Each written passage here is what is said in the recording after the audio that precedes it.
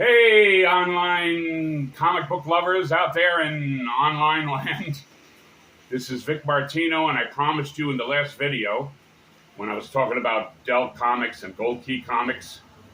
Oh yeah, before I get to this video, let me correct myself. In the last video, I said that the Lone Ranger was the Green Hornet's great grandfather. No. It's his great-great-granduncle. The Green Hornet was the Lone Ranger's nephew, great-great-grandnephew. The Lone Ranger was John Reed. The Green Hornet was Britt Reed. They were both created by George W. Trendle, the same creator. So I just wanted to clear that up. Okay, now that we got that out of the way, let's get to this video, which is two of the most popular comic book companies, DC and Marvel. This is DC versus Marvel. We're going to compare the two. We're going to start with DC because DC was the first one in 1938 when they created Superman, followed in 1939 by Batman. And they've been popular ever since. It's amazing.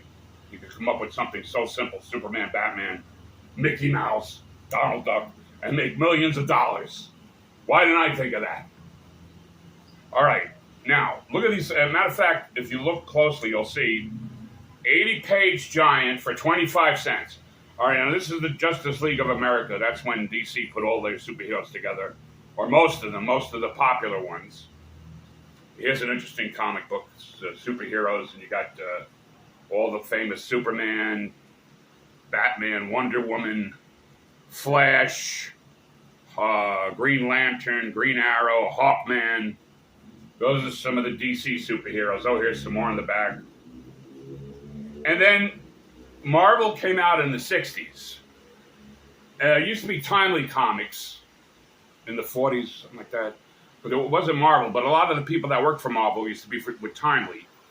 And Timely had Captain America, and then they revived them in the 60s. But when Marvel came out in the 60s, one of the first was the Fantastic Four. During that time, Marvel was much better than DC in the 60s. Because in the 50s, they started coming out against comic books saying they were too violent, they weren't good for kids. So DC made Superman and Batman kind of silly. But Marvel came out with these other superheroes, and they were more complex and more interesting stories. Here you have Iron Man, and there's the Submariner, who was kind of a good bad guy. The Submariner, that is. Iron Man, of course, was a good guy. Here we have, this is a Daredevil special, and he's fighting Spider-Man. Now, we know Spider-Man is one of the most popular of the Marvel comics. And then here's Captain America. And then, of course, Captain America became one of the Avengers. Now, you're probably wondering, what do I prefer, DC or Marvel? Well, I'm going to keep you in suspense because I'll give you the answer to that in the very next video.